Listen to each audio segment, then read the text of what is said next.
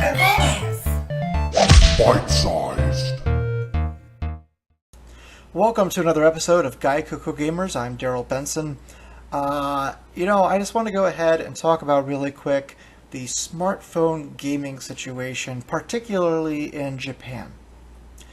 Numerous websites, including My Nintendo News and even mainstream websites like CNN, are reporting that smartphone gaming in Japan is officially more popular than gaming consoles like the 3DS and the Vita, which, by the way, both are doing tremendously well in Japan, unlike here, where obviously the 3DS is still doing well, but the Vita is all dead.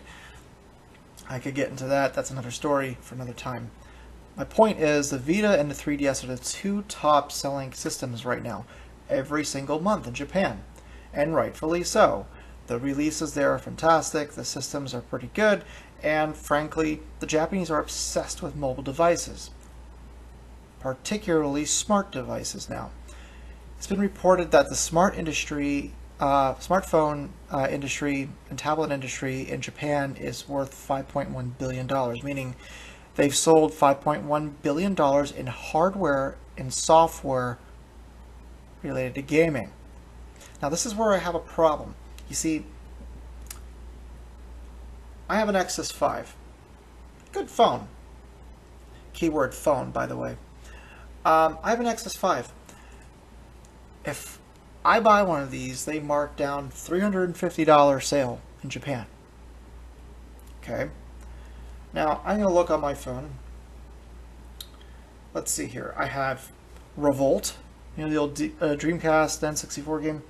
Revolt 2, which never actually came out over here. Pocket Tanks. And then a few Sega games. Crazy Taxi, Sonic Racing, Sonic 4 Episode 1, Sonic 4 Episode 2, and Virtua Tennis. So you're probably thinking, okay, see? Gaming device. He bought games. No, I did not. Really, not really. Revolt, free. Revolt 2, free. Pocket Tanks, you guessed it, free. And then the other 5 Sega games that I have, I got off a humble bundle for $365. So for less than the price of two double cheeseburgers at McDonald's, I got all those games. Arguably mediocre, but that's besides the point. My point is this: they're not making any money on these games, man. They're making money only, if they're free, only by ad revenue, and if it's 99 cents or something like that, by sheer volume. You see, they can put a game and sell it for 99 cents and sell a bajillion of them and make $1 bajillion.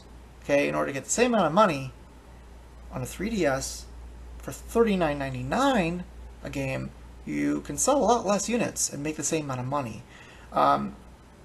Game developers on smartphones like this know that you can't charge $39.99 for a game on an iPhone or Android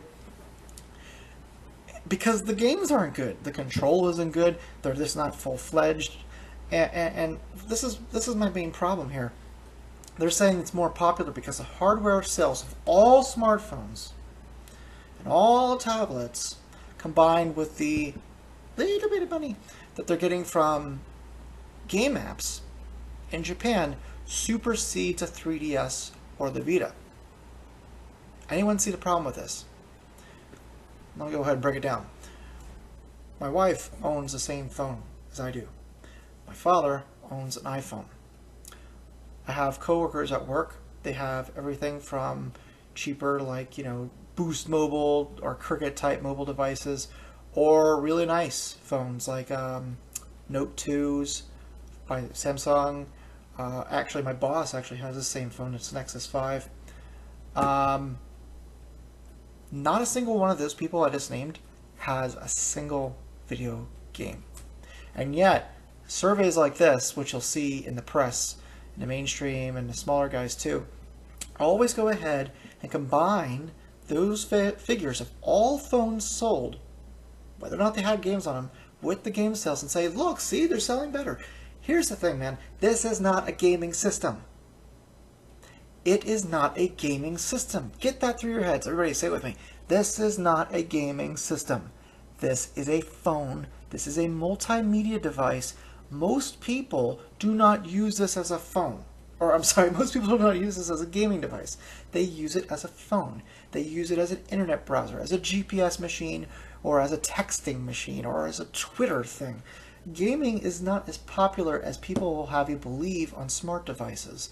And even if they have 50 fucking games on it, most likely, most of them are free. Most of them are emulators. Most of them are 99 cents game or humble bundle games, or they got it for really cheap.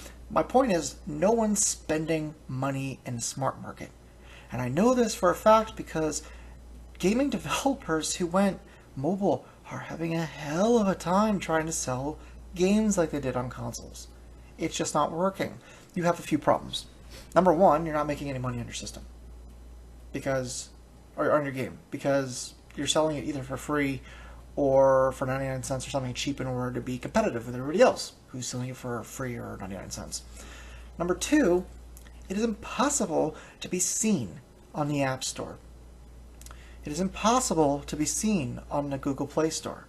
Unless you're someone, even if you're someone like EA, there's only so much main home, screen space. And to be fair, the eShop and PSN all have the same type of issue.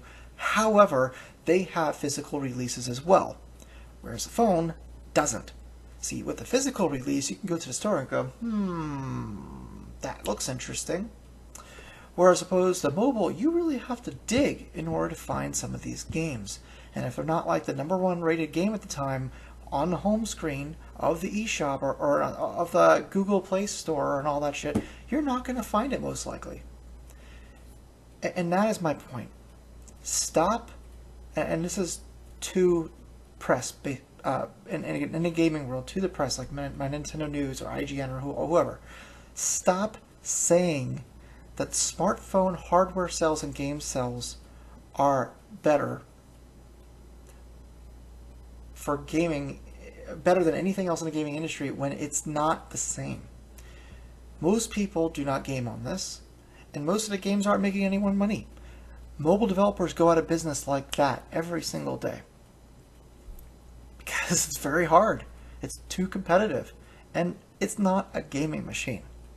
So please, next time someone in the gaming press goes ahead and says something like that, make a comment on their page and tell them it's not a gaming machine, and tell them that most people aren't gaming on it and most people are using it for multimedia/phone capabilities, and that it should not be compared to a Vita or a 3DS, which, by the way, have not really suffered at all hardware sales wise since the recent boom of smartphone gaming in Japan.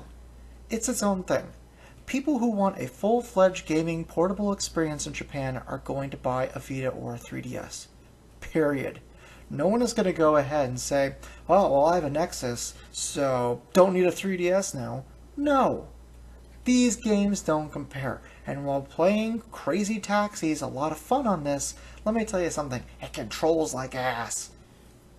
There's only so much you can do with a touchscreen. Now, I'm not saying all Android power devices are bad. There's an Android power device that me and Mike are getting, and I won't get into it until we start reviewing it together, that I think is a fantastic gaming device. But even so, I would not call it a gaming system. It is a tablet. It is an Android device first. Gaming devices should be based on their own merits and judged by their own merits, and smartphones and tablets should be judged on their own. That's my opinion. Tell me what you think. Please comment, rate, and subscribe. It gives us motivation to keep on doing this every single day for you guys. We hope that you've been enjoying our videos. Till then, thank you for watching this bite-sized episode.